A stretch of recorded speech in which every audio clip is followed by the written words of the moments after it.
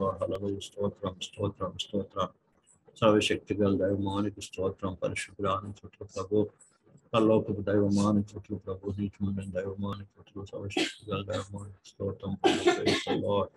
శుద్ధ పాత్రధారణ ప్రభు, నమ్మకమైన తండ్రికి స్తోత్రం ప్రభు. హల్లెలూయా. Praise the Lord. కళ్ళు మూసినట్లయితే ప్రార్థన చేసుకుందాం. స్తోత్రం తండ్రి, మహోన్నతుడా, మహాపరిశుద్ధుడా, జీవుల తండ్రి, ఈ రాత్రి కలసంలో నీ పాసనం ఉన్నందరినీ ప్రభు, ఈ జూమ్ మూలముగా ప్రభు కలుసుకునే కృపాభాగ్యం ఇచ్చిన వందనాలు. ఈ రాత్రి కలసంలో మీరు ఏమైతే మాకు నేర్పించాలని ఉద్దేశిస్తున్నారో నేర్చుకోవడానికి పవిత్రాత్మలో సాయించి మా మంచి బోధ కూడా మీరే మాకు బోధపడండి. నేర్పించి దాని సంఘమైన మమ్మల్ని బలపరచమని, విశ్వాసం దృఢపరచమని, మీ రాకకు ఆయుక్త పట్టు కృప చూపించమని, కలిపి నన్ను మరుగుపరిచి నీ వాటిని ప్రత్యక్షపరచమని యేసునామమున ప్రార్థిస్తున్నాం తండ్రి. ఆమేన్. దేవుని పరిశుద్ధ నామమునకు మహిమ కలుగును. ప్రియమైన బిడ్డలారా, మనం గతించిన దినాల్లో మరి సంఘము ఎత్తబట్టుకు సూచనగా మరి పాత నిబంధన గ్రంథములో ఆనోకును మనము చూస్తూ ఉంటున్నాం. ఆనోకును ఏ రకంగా అయితే ప్రభు కొనిపోయాడో అదే రీతిగా ఈ అంత్య దినాల్లో తన సంఘమును కూడా కొనిపోతాడు అనే విషయాన్ని గురించి మనం ధ్యానిస్తూ వస్తున్నాం. అయితే ఈ కొత్త నిబంధన సంఘంలో ఉన్నటువంటి మనం అందరము కూడా ఆనోకు ఎలాంటి లక్షణాలు కలిగి జీవించాడో మనమందరము కూడా ఆ రీతిగా జీవించవలసిన వారం విన్నాం. ఆనాడు ఆనోకు అయితే ఇప్పుడున్నటువంటి లేకుంటే ఏర్పాట్లు ఆ దినాలు ఆనోకు లేదు. ఇదిన మనం అందరము కూడా యేసుక్రీస్తు రక్తము ద్వారా పరిశుద్ధపరచబడి, పవిత్రపరచబడి, పాపం నుంచి విడుదల పొంది, పరిశుద్ధాత్మ పొందుకొని ఒక సంఘంలో చేర్చబడి, అలాగే మరి పరిశుద్ధ గ్రంథము చేత పట్టుకొని దేవుని వాక్య నిత్యం చదువుతూ, అలాగే అపోస్తులు, ప్రవక్తలు, బోధకులు, కాపరుల యొక్క ఆధీనంలో ఉంటూ, ఇంకా ఎన్నెన్నో రకాలుగా మనకి ఇవన్నీ కూడా దేవుడు మన కొరకు ఏర్పాటు చేశాడు. కానీ ఆనోకు ఇవన్నీ కూడా ఏమీ లేదు. మనం 2-3 వారాల్లో నుంచి కూడా నేర్చుకుంటున్నాం. మొట్టమొదటిగా ఆనోకు పేరు యొక్క అర్థాన్ని, అతని పేరుకు తగినట్టుగా తన జీవితాన్ని ఆయన ఎలా కొనసాగించాడో మనం చూసాం. అలాగే ఈ కొత్త నిబంధన పరిశుద్ధులు మనకు కూడా అనేక పేర్లు ఉన్నాయి. పరిశుద్ధులని, విశ్వాసులని, పిలువబడిన వారని, ఏర్పరచబడిన వారని, రాజులని, యాజకులని, ఇంకెన్నో పేర్లు ఉన్నాయి. మనం కూడా దానికి తగినట్టుగా మనం జీవించవలసిన బాధ్యత ఎంతైనా ఉన్నది. కాబట్టి మనం ఈ పేరును మనం విన్నప్పుడల్లా కూడా నిజంగా ఈ పేరుకు తగినట్టుగా నా జీవితం ఉందా? ఎందుకంటే దేవుని సంఘాన్ని అనేక రీతిలుగా పోల్చాడు. పర్సనల్గా అంటే వ్యక్తిగతంగా కూడా మనకు అనేక పేర్లు ఇవ్వబడింది, సంఘానికి కూడా అనేక పేర్లు ఇవ్వబడింది. ప్రేమ ద్వారా ఇవన్నీ కూడా ప్రేమ ద్వారా దానికి తగినట్టుగా మనం జీవించాలని దేవుడు ఉదాహరణగా మన ముందు అవన్నీ కూడా పెట్టాడు. రెండవదిగా ప్రేమ ద్వారా ఆనోకు ప్రేమ ద్వారా ఏ రకంగా దేవుని విశ్వాసం కలిగి ఉన్నాడో, దేని బట్టి విశ్వాసం కలిగి ఉన్నాడో ఆ విషయాన్ని కూడా మనం చూసాం. ప్రియమైన బిడ్డలారా, మూడవదిగా మరి ఆనోకు ప్రేమ ద్వారా ఏ రీతిగా దేవుని సంతోష పెట్టాడో పోయిన వారం మనం చూసాం. ఈ వారంలో ఇంకొక విషయాన్ని మనం ధ్యానించబోతున్నాం. మీరు శ్రద్ధగా ఆలకిస్తారని నేను ఆశపడుతున్నా. ఇందు నిమిత్తమై యూదా రాసిన పత్రిక 1వ అధ్యాయం 14వ వచనం చదువుకుందాం. యూదా రాసిన పత్రిక 1వ అధ్యాయము 14-15 వచనం చదువుకుందాం. ఆదాము మొదలుకొని 7వ వాడైన ఆనోకు కూడా వీరిని గురించి ప్రవచించి ఇట్లనెను. చాలా ఇంతవరకు మనకు చాలు. ఇక్కడ మరోసారి చదువుతాను, వినండి. ఆదాము మొదలుకొని 7వ వాడైన ఆనోకు.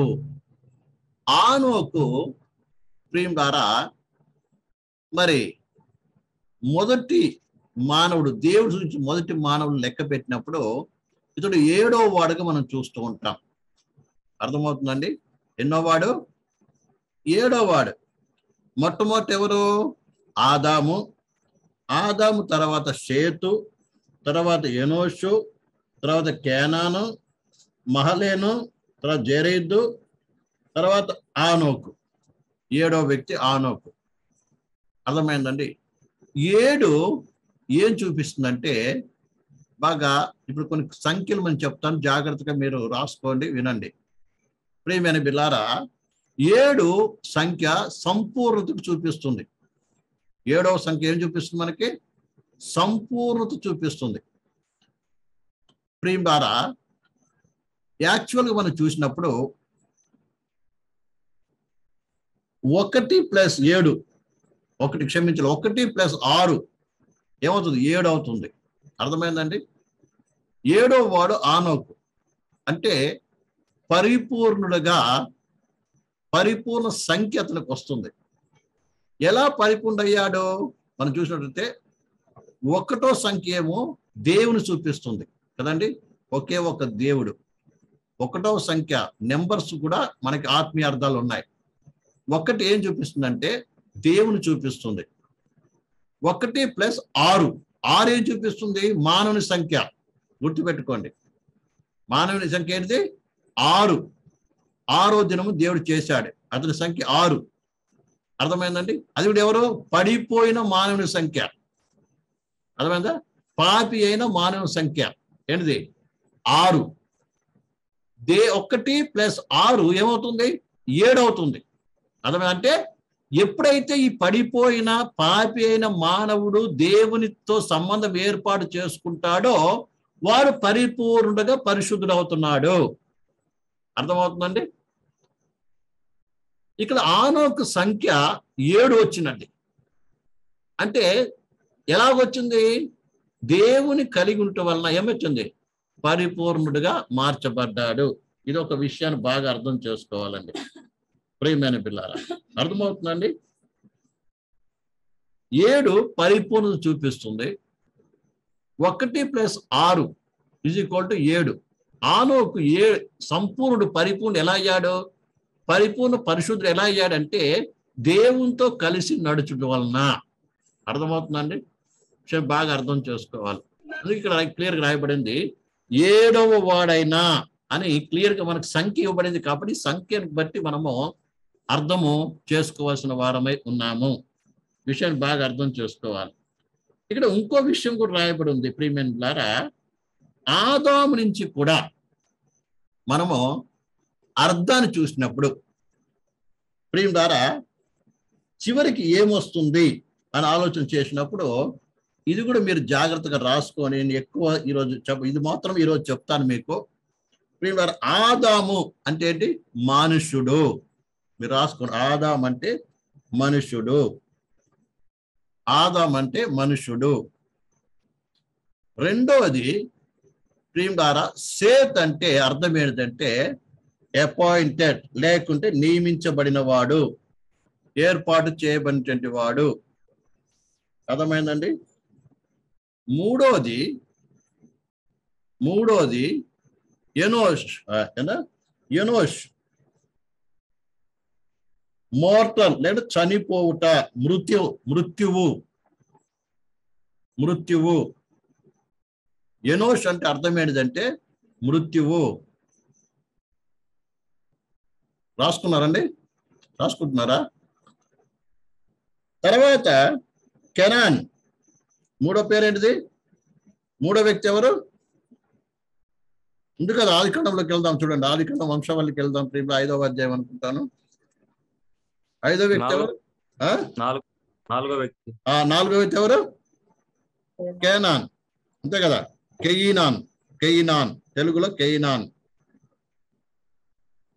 కెయినాన్ అంటే అర్థం ఏంటి తెలుసా? దుఃఖము. కెయినాన్ అంటే ఏంటిది? దుఃఖము, సారో. మహలాయేల్, 5వ వ్యక్తి పేరేంటిది? మహలాయేల్.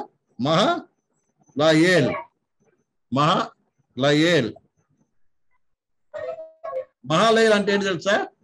శ్రీమంతుడైన దేవుడు అని అర్థము. శ్రీమంతుడైన దేవుడు. తర్వాత ఏరేదు.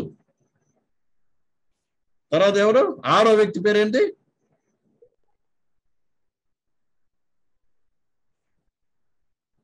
ఏరోద్. ఏరేదు. ఏరేదు అంటే ఏంటి తెలుసా? Who comes down. Who comes down అంటే పై నుండి దిగి వచ్చిన వాడు, పై నుండి దిగి వచ్చుట. ఏరేదు అంటే పై నుంచి దిగి వచ్చుట. ఏనోక్. ఏనోక్ అంటే అర్థం చెప్పు కదా, దీనికి చెప్పుకున్నాం కదా. ఏంటి ఆనోక్ అంటే అర్థం ఏంటిది? ఆనోక్ అంటే అర్థం ఏంటండి? సమర్పింపబడిన వాడు, సమర్పించుకున్నటువంటి వాడు, లేదా ప్రత్యేకింపబడిన వాడు, ప్రభు కొరకు తను తాను ఏం చేశాడు? అప్పగించుకున్నవాడు, లేదా సమర్పించుకున్నవాడు అని రాయండి. అర్థమైందండి?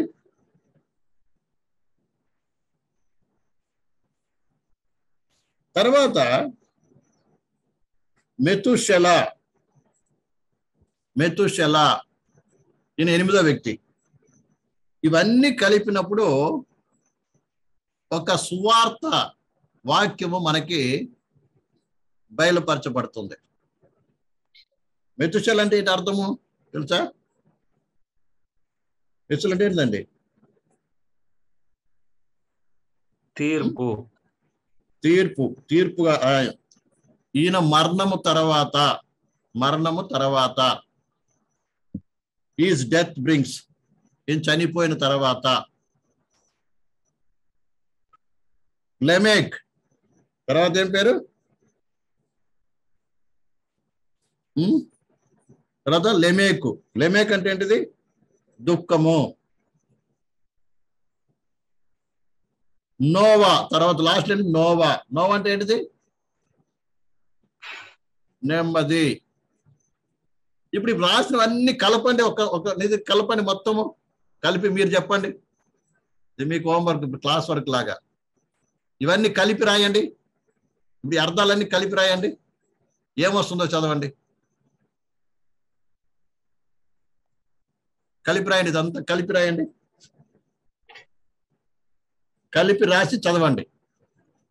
ఒక సెంటెన్స్ గా కలిపి చదవండి.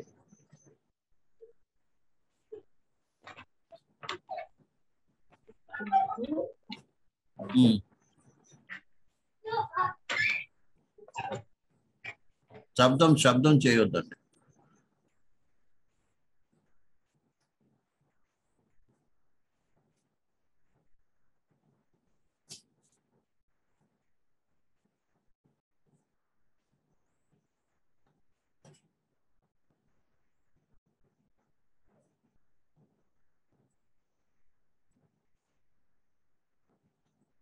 మనుష్యుడు ఏర్పరచబడెను చనిపోవుటకు దుఃఖము.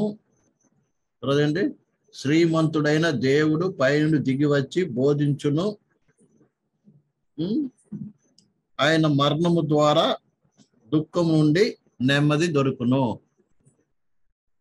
వచ్చిందా మీకు? చదవండి చూద్దాం. అవన్నీ కలిపినప్పుడు ఏం దొరుకుతుంది? ఆదాం అంటే ఏంటిది? మనుష్యుడు. సేత్ అంటే నియమించబడిన వాడు, అంటే ఏర్పాటు చేయబడిన వాడు. ఎనోష్ అంటే చనిపోవుట. తర్వాత ఏంటిది? కెయినాను అంటే అర్థమైనది దుఃఖము, వేదన, లేకుంటే దుఃఖము, వేదన. మహా లేన్ అంటే ఏంటిది? శ్రీమంతుడైన దేవుడు. తర్వాత ఏరేద్ అంటే ఏంటిది? డీసెంటర్ అంటే హూ కమ్స్ డౌన్, పై నుండి దిగి వచ్చిన వాడు. తర్వాత ఆనోక్ అంటే ఏంటిది? సమర్పించుకున్నవాడు, అర్పించబడినవాడు. తర్వాత మెతుషెల అంటే ఆయన మరణము తర్వాత. ఇంకేంటి? లెమేక్ అంటే దుఃఖము. నోవా అంటే నెమ్మది. చెప్పండి, చదవండి చూద్దాం దాన్ని మొత్తం కలిపి. అంటే అర్థం మాత్రం చదవండి, దాని పక్కన పెట్టు. చదవండి. మనుషుడు నియమింపబడిన వాడు, మృత్యువు దుఃఖము శ్రీమంతులైన దేవుడు ఉమ్, నుండి దిగి వచ్చుట, సమర్పించుకున్నవాడు మరణము తరువాత ఉమ్, దుఃఖము ఉమ్, నెమ్మది. ఉమ్. దీనికి ఏం అర్థం వస్తుంది? మీరు అర్థమయ్యేటట్టుగా చెప్పండి చూద్దాం. ఈ వర్డ్ ఫామ్ చేయండి. ఉమ్, చెప్పండి. చదువుకున్న వాళ్ళు ఉన్నారు కదా, చదవండి. దానికి మంచి సెంటెన్స్ ఫామ్ చేయండి, అర్థం వచ్చేటట్టుగా. క్లియర్గా అర్థమవుతుంది అది. మనుష్యుడు ఏమయ్యాడంట? చనిపోవుట కొరకు ఏర్పాటు చేయబడినవాడు. అయితే పైనుండి దేవుడు దిగి వచ్చి తను తాను సమర్పించుకోవడం ద్వారా మరణ ద్వేదం నుంచి ఏమవుతుంది? మనిషికి నెమ్మది దొరుకుతుంది. అర్థమవుతుందండి? ఇంగ్లీష్ చదువుతాం, తర్వాత తెలుగులో చదువుతాం. చూడండి. Man is appointed mortal sorrow, but the blessed God shall come down teaching his death shall bring the despairing rest. అంటే మనిషి నియమింపబడ్డాడు దేని కొరకు? మరణ దుఃఖము కొరకు. కానీ ఆశీర్వదించే దేవుడు, లేకుంటే శ్రీమంతుడైన దేవుడు బోధించుటకు దిగి వచ్చు ద్వారా మరణం నుండి ఏమవుతుంది? మరణ వేద నుండి విశ్రాంతి లభించును. అర్థమవుతుందండి? ఈ 10 పేర్లలో మనకి యేసు ప్రభు అంటే రక్షణ యొక్క కార్యము క్లియర్గా అర్థమవుతుంది. అర్థమవుతుందండి? ఈ విషయాన్ని మీరు బాగా జ్ఞాపకం పెట్టుకోవాలి. అందుకే బైబిల్లో చదివేటప్పుడు ప్రతి దానికి అర్థం ఉంటుంది. అర్థమవుతుందండి? కాబట్టి ఈ విషయాన్ని బాగా అర్థం చేసుకుందాం. అయితే ఇక్కడ ఒక విషయానికి వద్దాం. ఆనోకు 7వ వాడు. ఆనోకు ఎన్నోవాడు? 7వ వాడు. 7 అను సంఖ్య పరిపూర్ణకు సాదృశ్యముగా ఉన్నది. మానవుడు, ఆది మానవుడు, ప్రియమైన బిడ్డలారా, ఏమయ్యాడు? ఆదాము పాపము చేసి దేవుని నుంచి దూరమై మరణానికి పాత్రుడయ్యాడు. అయితే ఆ మరణం నుండి ప్రియులారా, లేకపోతే మరణానికి పాత్రుడైనటువంటి వంశంలో వచ్చినటువంటి ఆనోకు పరిపూర్ణయ్యాడు. ఎలాగో? దేవునికి తన జీవితాన్ని అప్పగించుకొని, మనం మొట్టమొదటి చూసుకునేదిగా అప్పగించుకొని తన జీవితాన్ని క్రమపరచుకోవడం ద్వారా ఏమయ్యాడు? పరిపూర్ణయ్యాడు. అలాగునే ఎలాంటి పాపాత్ముడైనా సరే, ఎలాంటి దేవునికి విరోధి అయిన వ్యక్తి అయినా సరే, ఎప్పుడైతే తన జీవితాన్ని ప్రభుతో తన జీవితాన్ని అప్పగించుకొని ప్రభుతో కలిసి నడుస్తాడో వాడు పరిపూర్ణ అవుతున్నాడు. పరిపూర్ణ అవటమే కాకుండా మరణాన్ని జయిస్తున్నాడు. ఆదాము మరణానికి పాత్రుడయ్యాడు కదండి, దేవునికి దూరం అయ్యాడు. అన్నమాట. అర్థమవుతుంది కదా ప్రియులారా? అదే ఆనోకు దేవునితో కలిసి నడుచుడు ద్వారా అన్నమాట. అర్థమైందా? ఏమయ్యాడు? ఆనోకు దేవునితో కలిసి నడుచుట ద్వారా తన జీవితాన్ని ప్రభు కొరకు తను అప్పగించుకోవడం ద్వారా తన జీవితాన్ని ఒక శిష్యుడిలాగా కదా. శిష్యత్వం అనేది కొత్త నిబంధనలు మనం చూస్తాం, కానీ పాత నిబంధనలు అసలు శిష్యుడు ఎవరంటే ఆనోకు. ఆనోకు ఏం చేశాడండి? దేవునితో కలిసి నడిచాడు.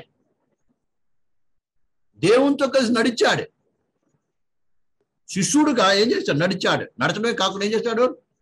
బోధించాడు. ఆనోకు ఆ దినమునే ప్రభు అయినటువంటి యేసు క్రీస్తు యొక్క బహిరంగ ప్రత్యక్షతను కన్నులారా చూచి ఏం చేశాడు? ఆయన ప్రవచించాడు. అలాగే రాబోతున్న భయంకరమైన తీర్పు గురించి కూడా ఏం చేశాడు? ఆయన ప్రవచించాడు. అప్పుడు అర్థమవుతుందండి. ఆయన చూపు దేవునితో కలిసి నడుచుడు ద్వారా అతని చూపు ఎంత దూరం వెళ్ళింది చూడండి. దాని విశ్వాస చూపు అంటారు. అసలు విశ్వాస చూపు ఎప్పుడు కూడా మన చుట్టుపక్కల ఉన్న విషయాలు చూడదు. అర్థమైందండి. ఒక వ్యక్తి మనోనేత్రాలు ఎప్పుడైతే వెలిగింపబడుతుందో, వెలిగింపడం అర్థమైనదంటే మనసు యొక్క నేత్రాలు, విశ్వాసపు నేత్రాలు ఎప్పుడైతే తెరవబడుతుందో, ఆ తెరవబడినటువంటి దినం మొదలుకొని ఆ వ్యక్తి చూసేదంతా కూడా ప్రియులారా ఏంటిది? దాని దూరపు చూపు అన్నారు. దాన్ని పేతురు అంటాడు. ప్రియులారా, పేతురు చక్కటి మాట అంటాడు, దూరదృష్టి అంటాడు. పేతురు రాసిన పత్రిక 2వ పత్రిక 1:10 చూసినట్లయితే దూరదృష్టి అంటాడు. అక్కడ దూరదృష్టి వస్తుంది అంటే ఇక్కడ కనబడేదని చూడు, ఎక్కడో ఉన్నదని చూస్తాడు.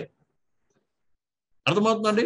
ఇక్కడ చూడు, బహుశా మన చుట్టూ అనేక సమస్యలు, ఇబ్బందులు, ఇరుకులు, అదే కాకుండా ఎన్నో ఆశలు, ఎన్నో కోరికలు, ఎన్నో రకాల పరిస్థితులు మన ముందు ఏమవుతుంది కనబడినప్పటికీ కూడా బహుశా ఈ లోక సంబంధమైనటువంటి యొక్క భోగ భాగ్యాలు మన ముందు కనబడుతుండొచ్చు. అలాగే మన చుట్టూ అనేక కష్టశ్రమలు కూడా ఉండొచ్చు. ఏది ఏమున్నప్పటికీ ఏ వ్యక్తి అయితే మనోనేతలు వెలిగింపబడిందో ఆ వ్యక్తి ఈ భోగ భాగ్యాల వైపు చూడడు. ఇప్పుడు తనకున్న కష్టశ్రమలు కూడా చూడడు, నిందలో బాధలో చూడడు. ఆయన దృష్టి అంతా కూడా ఎక్కడుంటుందంటే ప్రియమైన పిల్లారా, ఎక్కడుంటుంది? దూరం చూస్తాడు. ఏం దూరం ఏం చూపిస్తున్నాడు? ప్రభు అయినటువంటి దేశ ప్రభు రాకడా, లేకుంటే పరలోకమైన కార్యాలను చూస్తూ ఉంటాడు. దృశ్యమైనవి చూడడు, అదృశ్యమైనవి చూస్తూ ఉంటాడు. కారణం ఏంటంటే అతడు ఏమయ్యాడు తెలుసా? దేవునితో ఏమయ్యాడు? ఏకమయ్యాడు. అర్థమైందండి. అందుకే పరిపూర్ణుడు. లెక్క ప్రకారం ఈయన ఎవరు? 6. ఈయన నెంబర్ 6. 6 అంటే ఎవరు? పడిపోయిన పాప మనుషుడు. అందుకే అంత్యక్రీస్తు పాప పురుషుడి పేరు కూడా 666. మనుషుని సంఖ్య ఏంటిది? 6 అంటే పాపి అయిన మానవుని సంఖ్య. అది అర్థమైందండి. బాగా అర్థం చేసుకోవాలి. కానీ పాపి అయినటువంటి మానవుడు, మరణానికి పాత్రుడైన మానవుడు ఏమవుతుంది తెలుసా? ఎప్పుడైతే దేవునితో అటాచ్ అవుతున్నాడో అప్పుడు ఏమవుతున్నాడు తెలుసా ప్రియమైన పిల్లారా? పరిపూర్ణ పరిశుద్ధుడు అవుతున్నాడు.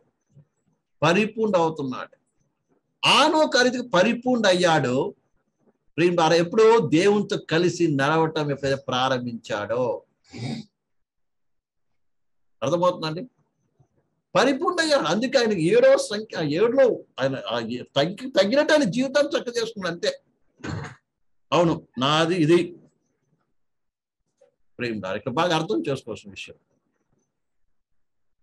దేవునితో కలిసి నడుస్తున్నాడండి. దేవునితో కలిసి నడుస్తున్న చూపు ఎక్కడుంది? చుట్టుపక్కల చూడలే, ఆదాము చూడలేనా? అర్థమవుతున్నాడు. అప్పటికి ఆదాము ఉన్నాడు కదా, ఆదాము ఉన్నాడు, కయ్యను ఉన్నాడు, వీళ్ళందరూ ఉన్నారు. వీళ్ళని చూడలేదన్నా. ఎవరు చూస్తున్నాడండి? ఈ కాలాన్ని, రాబోతున్న కాలాన్ని, ఇప్పుడు చూస్తున్నాడు. ఇప్పటి కాలాన్ని చూస్తున్నాయన. చూడండి ఎన్ని సంవత్సరాల్లో దాదాపు ఆయన చూపులు ఎక్కడికి పోయినాయి? 6000 సంవత్సరాల ముందు పోయిందండి.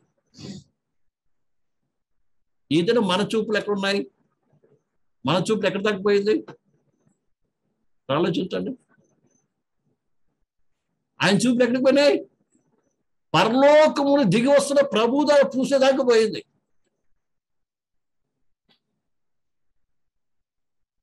బాగా అర్థం చేసుకోవాలి. ఇలాంటి అనుభవము ఒక విశ్వాసికి అవసరమై ఉంది. అందుకే ఆయన రాకను అపేక్షించే వారి కొరకు వస్తున్నాడు. రాకడ ఎదురు చూసేటువంటి మనసు చూపు కావాలి మనకి. అబ్రాహాము కూడా ఏం చూశాడంటే, అబ్రాహాం ఏం చూశాడంట? పునాదులు గల పట్టణం చూశాడంట. ఈ రాళ్ళు రప్పలు కొండలు ఎత్తు పల్లాలతో కొనేటువంటి ఆ ప్రదేశం చూడట్లేనా? అయ్యో నేను ఇల్లు కట్టుకోవాలి, ఎక్కడ మైదానం దొరుకుతుందా, ఎక్కడ ప్లాట్ దొరుకుతుందా, డబ్బులు ఉన్నాయి, ఇల్లు కట్టుకోవాలి, స్థలం కొనుక్కుందాం, దేవుడు వాగ్దానం చేశాడు కదా అని ఆలోచన అతనికి లేదు. నేనేం చూస్తున్నాడండి, గుడారాల్లో ఉంటూ ఎంతో కష్టపడుతూ కూడా శ్రమ అనుభవిస్తూ అన్ని ఉండి కూడా శ్రమ అనుభవిస్తూ ఏం చూస్తున్నాడు తెలుసా? పునాదులు గల పట్టణాన్ని చూస్తున్నాడు. అదే విషయాన్ని తన పిల్లలకు కూడా బోధించాడు. ఇప్పుడు కేవలం నువ్వు ఒక్కడ వింటే సరిపోదు. ఈ విషయాన్ని నువ్వు ఏదైతే నేర్చుకుంటున్నావో నీ పిల్లలకు కూడా నేర్పించాలి. నిజంగా నువ్వు విశ్వసించినట్లయితే అప్పుడే నువ్వు విశ్వాసి. నిజమైన విశ్వాసి నువ్వు నమ్మినది విశ్వసిస్తున్నట్లయితే నువ్వు నేర్చుకున్నది ఏదో నీకు ఒక్కరికి కూడా కాదండి. మన దగ్గర చూసి ఆనోకులో 3 లక్షణాలు ఉన్నాయి. ఒకటి, దేవునికి తన జీవితాన్ని అప్పగించుకున్నాడు. ఒకటి. రెండోది ఏం చేస్తున్నాడు? రెండోది శిష్యోత్తమ లక్షణం, శిష్యుడిగా ఉన్నాడు. మూడోది బోధిస్తూ ఉన్నాడు. జస్ట్ నువ్వు అందరికి సంఘంలో బోధించలేకపోవచ్చు, నీ పిల్లలకు బోధించు చాలు. అది నీ బాధ్యత. నీ పిల్లలకు బోధించు, నువ్వు తెలుసుకున్న నీ పిల్లలకు బోధించు, అది నీ బాధ్యత. అబ్రాహాం ఏం చేస్తున్నాడు? తన యొక్క పిల్లలు, తన సంతానానికి ఏం చేస్తున్నాడు? బోధించాడంట కదా. అదే ఎబ్రీ రాసిన పత్రిక మనకు తెలుసు కాబట్టి నేను చదువుకుందాం, ప్రేమ జ్ఞాపకం చేస్తున్నాం. ఒకసారి ఆ వాక్యం చదువుకుంటే మంచిది. ఎబ్రీ రాసిన పత్రిక 11వ అధ్యాయము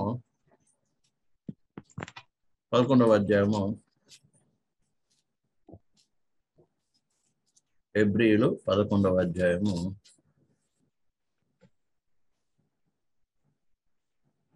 9వ వచనం.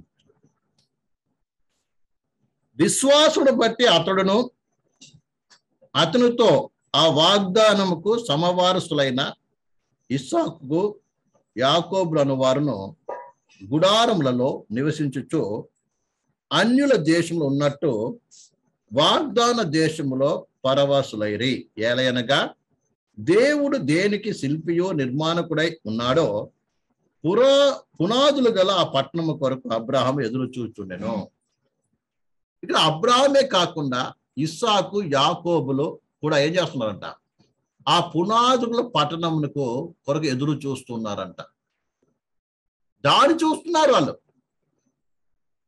ఇంకా లోతుకు వెళ్ళినట్లయితే అబ్రాహాము గారు అప్పుడే మెస్సయ్య వస్తాడు, యేసుక్రీస్తు వస్తాడు అని తెలిసి ఆయన చూడాలని ఆశపడ్డాడంట. ఎవరిని చూడాలని? యేసు ప్రభుని చూడాలని. అదే కదా యేసు ప్రభు స్వయంగా చెప్తాడు యోహాను సువార్తలో. యోహాను సువార్త 8వ అధ్యాయము, యోహాను సువార్త 8వ అధ్యాయము 8వ అధ్యాయము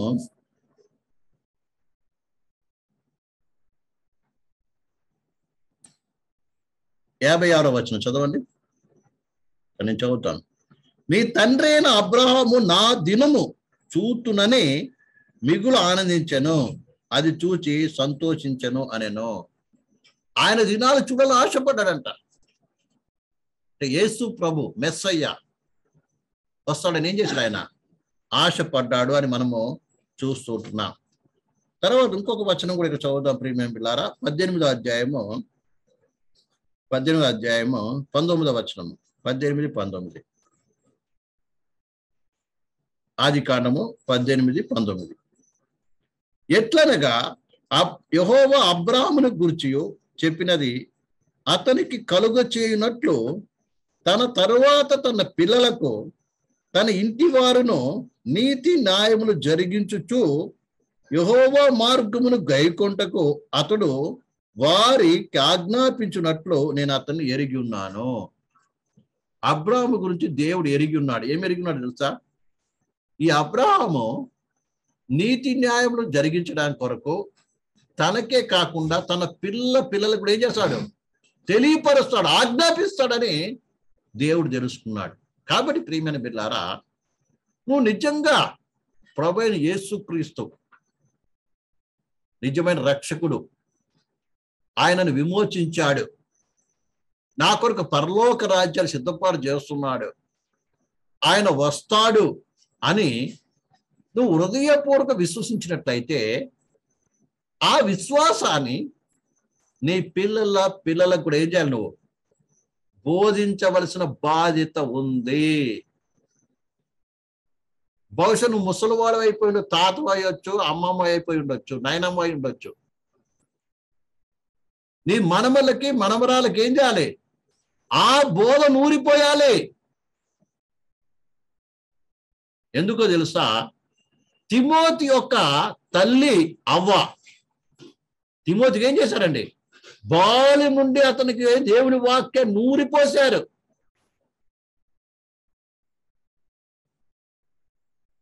ఈ విషయాన్ని బాగా అర్థం చేసుకోవాలి. కాబట్టి తల్లిదండ్రులకు బాధ్యత ఉంది, తాతలకి అవ్వలకు కూడా బాధ్యత ఉంది. ఇది నూరిపోవాల్సిన బాధ్యత ప్రతి ఒక్కరికి ఉందండి.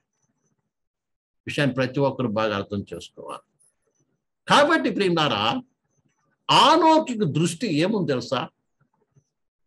ప్రభు రాకడను చూస్తున్నాడు. ఆయన దృష్టి అంతా ఎంతో దూరము, దాదాపు 6-7 సంవత్సరాలకి ఏమైంది? ముందుకే వెళ్ళిపోయింది. అబ్రాహాం దృష్టి కూడా కొన్ని వేల సంవత్సరాలకు ముందు వెళ్ళిపోయింది. అబ్రాహాం దృష్టి ఏంటిది? 1000 ఏళ్ల పరిపాలన దాటిపోయింది ముందుకి కదా. ఆ ప్రోల పట్టణం ఎప్పుడు వస్తుంది? 1000 ఏళ్ల పరిపాలన అయిన తర్వాత నూతన ఆకాశం నూతన భూమి మీదకి వస్తుంది. అబ్రాహాం దృష్టి అక్కడ దాకా వెళ్ళిపోయింది.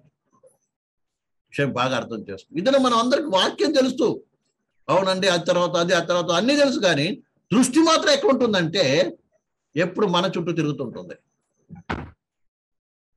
నేను, నా పిల్లలు, ఎవరండి, నా కుటుంబము, ఈ పరిస్థితులు, అవి కష్టాలు ఏవో ఉంటుంటాయి. ఇవే అంతా మన కన్నులు మన చుట్టూ తిరుగుతుంటుంది. అలా అయితే మన మనోనేత్రం వెలిగింపడింది అంటానికి ఎలాగా? మనోనేత్రం వెలిగింపడం అంటే ఏంటిది? దీనికి ముందు గుడ్డివాడేవి అంటే ఆత్మీయ నేతలు లేవు కానీ మనం ఏం చేసాం? ఎప్పుడు ఏం తినాలి, ఏం తాగాలి, ఏం సంపాదించుకోవాలి, వాడు ఇల్లు కట్టుకోవాలి, ఈయన ఇల్లు కట్టుకొని నేను కట్టుకోవాలి, అది చేసుకోవాలి, ఇది చేసుకోవాలి, ఇవి అవి ఇవి అని ఏం చేసాం? ప్రియులారా, నేనే చూస్తూ ఉండేటువంటి వారం. లేదు అది లేదే ఇది లేదని ఎప్పుడు చింతపడుతూ ఉండేటువంటి వారం. కానీ ఏనాడైతే ఈ లోకం శాశ్వతమైనది కాదు, శాశ్వతమైన మరొక లోకం ఉంది, ఆ లోకాన్ని తీసుకుపోవడం కొరకు నన్ను సృష్టించిన సృష్టికర్త అయినటువంటి దేవుడు నాకు పరలోకం విడిచి ఈ లోకానికి వచ్చి ఆ కల్వారి శిలువలో 2000 సంవత్సరాల క్రితము ఘోరాది ఘోరమైన వేదన అనిపించి రక్తం చిందించి నా కొరకు ప్రాణం పెట్టాడు. ఆయన నా కొరకు చనిపోయాడు. పాతిపెట్టి 3వ దినం తిరిగి లేచి 40 దినాలు తను తాను ప్రత్యక్షపరచుకొని అందరూ చూసిన పరలోకానికి వెళ్ళాడు. పరలోకంలో ఎందుకు వెళ్ళాడు? నా కొరకు స్థలం సిద్ధపాటు చేస్తున్నాడు. నా కొరకు పరలోక స్థలం సిద్ధపాటు చేస్తున్నాడు. ఆ స్థలం సిద్ధమైన తర్వాత ఆయన వస్తానన్నాడు. వచ్చి నన్ను కూడా ఏం చేస్తున్నాడు? తీసుకుని పోతానన్నాడు. కాబట్టి నేనేం చేయాలి? దాని కొరకు ఎదురు చూడాలని ఈ చూపు అంతా కూడా ఆ పరలోకం వైపు. ఆ పరలోకం నేను వెళ్ళి ఏ రీతిగా జీవించాలి, ఏ రకంగా ఉండాలి, ఎలాంటి మహిమలో నేను ఉండాలి, ఆ మహిమను ఈ లోకంలో ఉంటుండగా నేను ఏ రీతిగా సంపాదించుకోవాలి, ఏమేమి చేయాలి, దాని కొరకు ఆ పరలోక మహిమను పొందడానికి కొరకు, ఆ పరలోక స్థానాన్ని కన్ఫర్మ్ చేసుకోవడం కొరకు, రూఢి చేసుకోవడం కొరకు నేను చేయాలి? ఈ లోకంలో బ్రతికుండగా నేను ఏం చేయాలి? ఏ కరెక్ట్గా జీవన కొరకు జీవించాలి, నేనే కాదు నా కుటుంబాన్ని ఏ రీతికి సిద్ధపాటు చేసుకోవాలి అనేటువంటి ఒక ఆలోచన చేత దూరదృష్టితో మనం ఏం చేయాలి? ముందుకు సాగవలసిన బాధ్యత మనందరికీ ఉంది. ప్రియమైన బిడ్డలారా, విషయాన్ని ప్రతి విశ్వాసి జ్ఞాపకం పెట్టుకోవాలి. యానోకు ఆ దూరదృష్టి కలిగిన వాడుకున్నాడు. ప్రియమైన ఇది ఎప్పుడు వస్తున్నాడు? దేవునితో కలిసి నడిచేటప్పుడే. దేవునితో కలిసి నడిచినప్పుడు నీకేమవుతుంది? అనేక విషయాలు ఏమవుతుంది అర్థమవుతుంటుంది. నీ కనులు ఈ లోకాన్ని చూడవు, దేవుని చూస్తావు, దేవునితో ఉన్నటువంటి ఐశ్వర్యాన్ని చూస్తావు, ఆ దేవుడు ఉండే స్థలాన్ని చూస్తావు, ఆ దేవుడు చేసే కార్యాన్ని చూస్తావు, ఆ దేవుడు నీ కొరకు నియమించి పెట్టినటువంటి యొక్క అత్యున్నతమైనటువంటి యొక్క మహదైశ్వర్యాన్ని నువ్వేం చేస్తావు? కన్నారా చూస్తావు. అపోస్తలుడు పౌలు ప్రియులారా అది చూశాడు కాబట్టి ఆయన అంటున్నాడు, కృపా మహదైశ్వర్యము, కృపా మహదైశ్వర్యం. ఎపిసి రాసిన పత్రిక చదవటది ఈ మాట మనకి ప్రతి అధ్యాయంలో మనకు కనబడుతుంది. ఏమని? కృపా మహదైశ్వర్యము, కృపా మహదైశ్వర్యము. మన కొరకు ఏం చేశాడు? ఆయన దాచిపెట్టి ఉచితముగా. కృప అంటే ఏంటిదండి? మనం పొందుకోలేనటువంటిది, మనకు అర్హత లేనటువంటిది, మనం దాన్ని పొందుకోవడానికి కూడా ఏమాత్రం యోగ్యత లేకపోయినప్పటికీ కూడా ఏం చేశాడు? ఆయన కృప ద్వారా మన కొరకు మహా ఐశ్వర్యమును, మహా ఐశ్వర్యము. అది నశించిపోయేది కాదు, అది క్షీణించిపోయేది కాదు, అది వాడబారేది కాదు. అర్థమవుతుందండి? వాడబారేది కాదు. అన్నాడు అపోస్తలులు చూశారు కాబట్టి దాని గురించి మనకు రాశారండి. వారు చూశారు, అనుభవించారు కాబట్టి వాటి గురించి మనకు రాశారు. మనం కూడా అటు యొక్క ఐశ్వర్యాన్ని, ఆనందాన్ని మనం ఏం చేయాలి? ఈ లోకం ఉన్నప్పుడే మనం ఏం చేయాలి? చూడాలి. దాని మీద మనం ఏం చేయాలి? అనుభవించే వారము ఉండాలండి. అందుకే పేతురు రాసినటువంటి మొదటి పత్రిక, పేతురు రాసినటువంటి మొదటి పత్రిక పేతురు రాసినటువంటి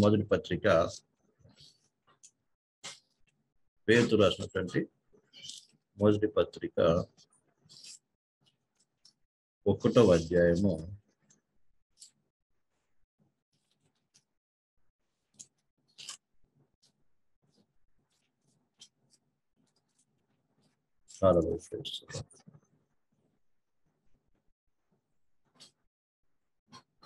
3వ వచనం నుంచి చదువుకుందాం.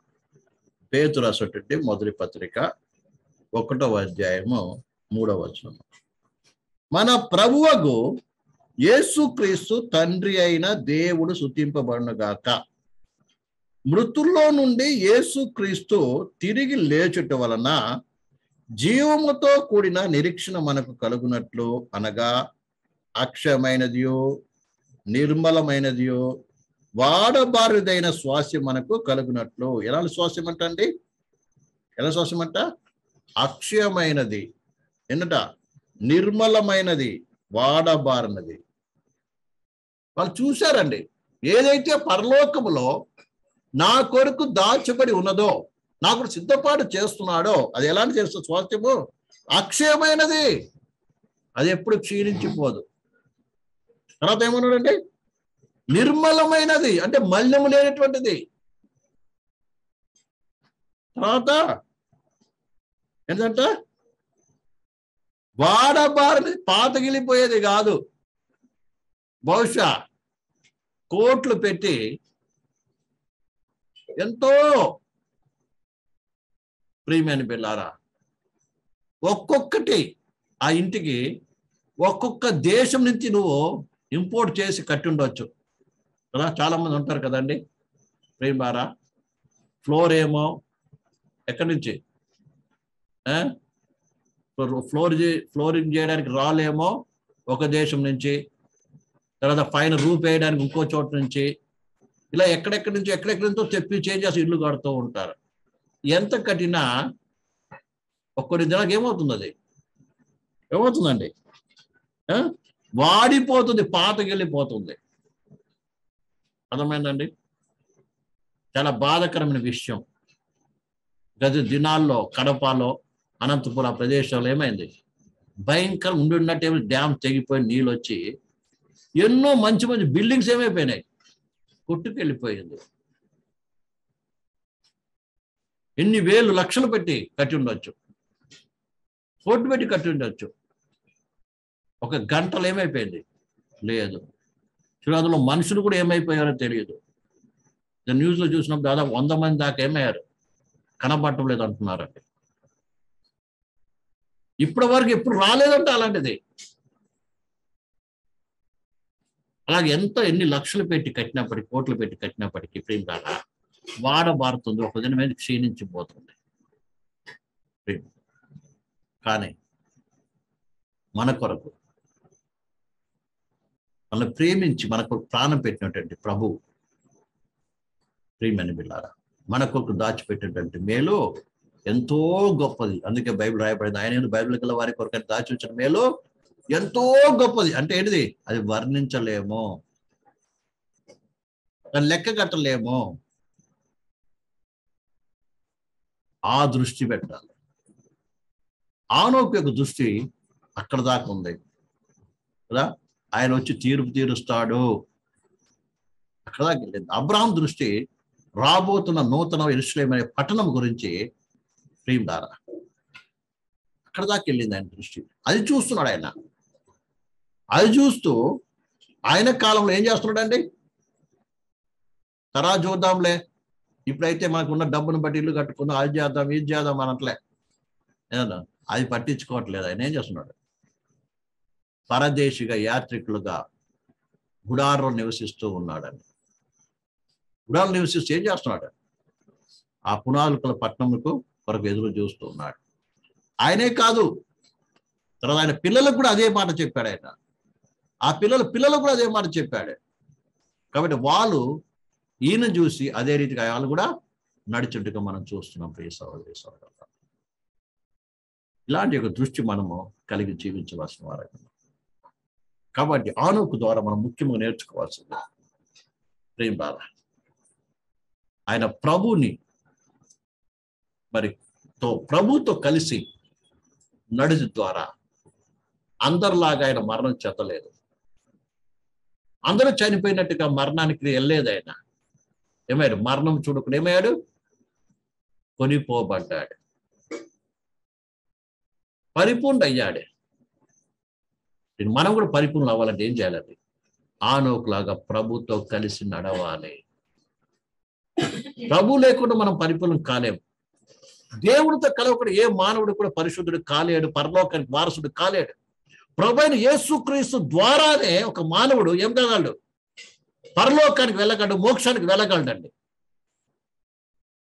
యేసుక్రీస్తు లేకుండా ఏ మానవుడు కూడా ఎక్కడికి వెళ్ళాడు? రక్షింపబడలేడు, పరలోకానికి వారసుడు కాజాలడు.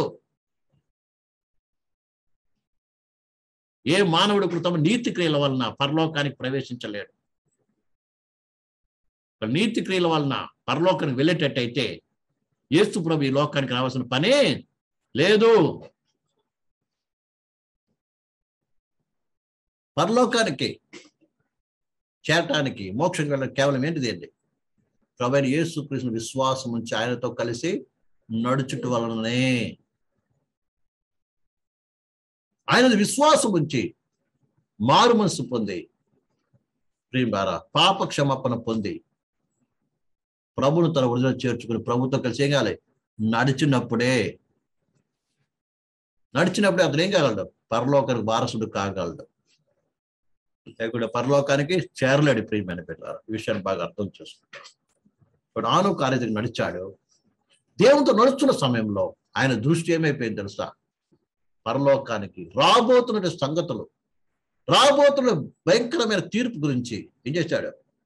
చూచాడు. ఆయన చూసిందైతే ఆయన ఏం ప్రకటన కూడా చేశాడు. అది నువ్వు నమ్మిన దాన్ని ప్రకటన చేయవలసిన వాడవై ఉన్నావు. నిజంగా నమ్మితే ఏం చేస్తావు? నువ్వు ప్రకటిస్తావు. అనేక మంది నమ్మేతో అంటున్నారు, కానీ ఇతరులకు సువార్త ప్రకటించడానికి ఏం చేస్తున్నారు? సిగ్గుపడుతున్నారు.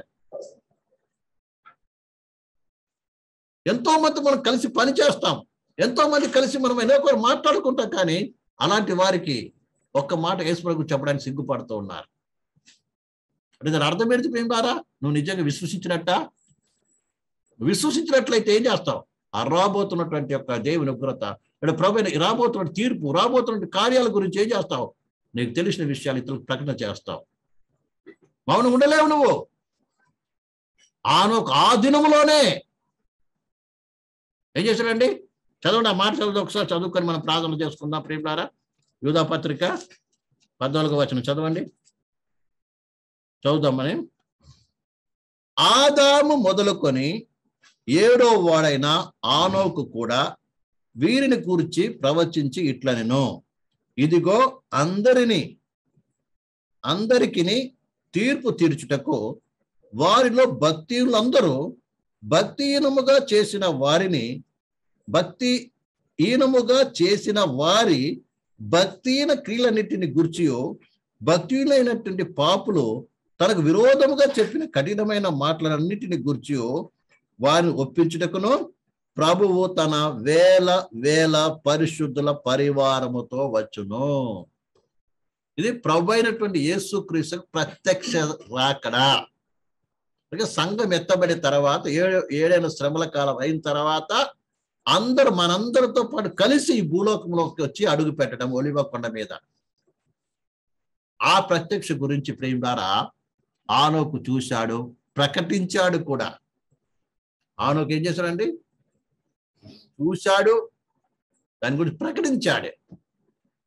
ఈ దినం మనం కూడా ప్రభువైన యేసుక్రీస్తు కలిసి నడుస్తూ రాబోతున్న ప్రత్యక్షతను మనం పొందుకున్న వారముగా, రాబోతున్న మేలను మనం అనుభవిస్తున్న వారముగా, రాబోతున్న ఆయన రాజ్యమును, రాబోతున్నటువంటి మరి సకలమైన ఆశీర్వాదములను మనం తెలిసిన వారముగా, నమ్మిన వారముగా, దాన్ని అనుభవిస్తున్న వారముగా, దాన్ని బట్టి ఆనందిస్తున్న వారముగా ఏం చేయాలి? మనము ఇతరులకు మనము ప్రకటించవలసిన వారమున్నాం.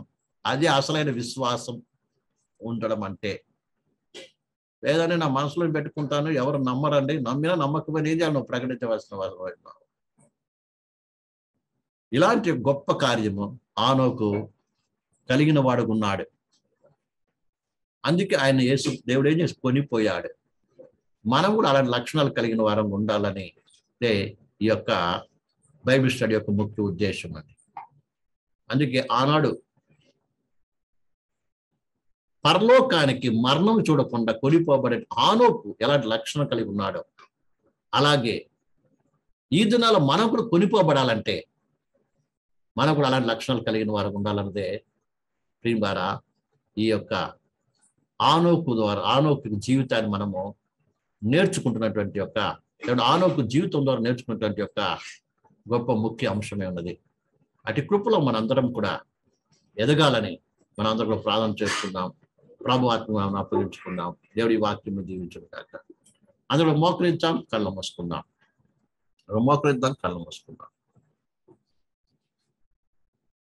దేవుని వాక్యం విన్న ప్రియ సహోదరి సహోదర,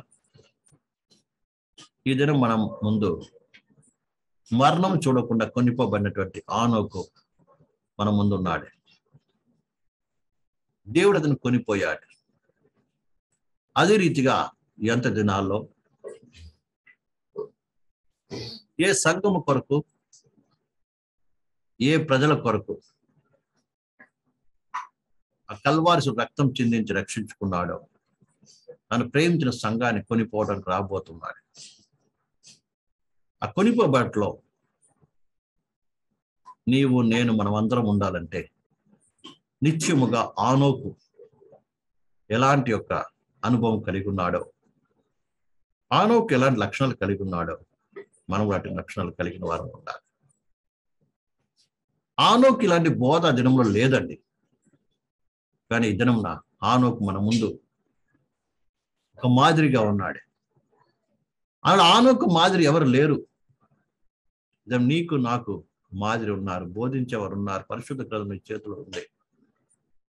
ప్రియమైన పిల్లారా, ఇటు భాగ్యం, ఇటు ధన్యత కలిగిన మనము ఎంతో కృతజ్ఞమై ఆనొకటి ఎక్కువ మనం ప్రత్యక్ష కలిగిన వారము, విశ్వాసం కలిగిన వారముగా, ప్రకటించే వారముగా ఉండాలన్నది దేవుని యొక్క ఉద్దేశము. అది కృపా భాగ్యంను మనం కలిగిన వారికి ఉండటానికి మన జీవితం ఈ దినమే సమర్పించుకున్నాం. అవును ప్రభు, నాకు ఇచ్చినటువంటి మరి నువ్వు ఏర్పాటు చేసినటువంటి ఎన్నో కార్యాలను బట్టి, ఎన్నో కార్యాలు అన్నాడు ఆనోకు లేదు ప్రభు. నాకు నువ్వు కలగజేసిన అవకాశాలు అన్నాడు ఆనోకు లేదు. లేకపోయినా కూడా అతడు నిన్ను ఎరిగి తన జీవితానికి అప్పగించుకొని నీతో కలిసి నడిచి పరిపూర్ణై నీతో పాటు నీ ద్వారా కొనిపోబడ్డాడు ప్రభు. ఈ దినము కొనిపోబడ్డానికి మేమందరము నువ్వు కొనిపోబడ్డానికి సమయం ఆసనమే ఉంటుండగా రాబోతుండగా మేము కూడా కొనిపోబడ్డానికి ప్రభువా ఆనవ కలిగిన లక్షణాలు కలిగిన వారు జీవించడానికి కృప అనుగ్రహించమని ప్రార్థన చేసుకుందాం. Hallelujah. Thank you Jesus. Thank you Lord. Thank you Lord. Hallelujah. పరిశుద్ధుడా స్తుతులు. పరలోకపు తండ్రి నీకు స్తుతులు ప్రభు. జీవాధిపతి నీకు వందనాలు. ఈ రాత్రికాల సమయంలో ప్రభు ఆనవకు మా ముద్దు పెట్టి మరొక లక్షణాన్ని ఆనవకు కార్యాన్ని మాకు నేర్పించే విధానం బట్టి వందనాలు. ఆనవకు మరణం చూడు కొనిపోబడ్డాడు ప్రభు. అదే రీతిగా నీ సంఘాన్ని కూడా ఈ భూలోకంలో ఉన్నటువంటి సంఘాన్ని నువ్వు కొనిపోవడానికి రాబోతున్నావు. దాని కొరకై మేము కూడా ప్రభు ఆను కలిగిన లక్షణాలు కలిగిన వారు ఉండటానికి పవిత్రాత్మ ఒక్కొక్కరి క్రియ జరిగించు. ఆనోకులాగా నీతో కలిసి నడిచి నీ పరలోక ప్రత్యక్ష పొందుకొని ఆ ప్రత్యక్షని అంత్యదినాలు అనేవి ప్రకటించడానికి మేము ఎరిగిన విషయాలు మాకు మా పిల్లలకి నేర్పిస్తూ ఈ రాకడ అపేక్ష సిద్ధపడడానికి మన ఒక్కొక్కరి కృప దయచేయాలి.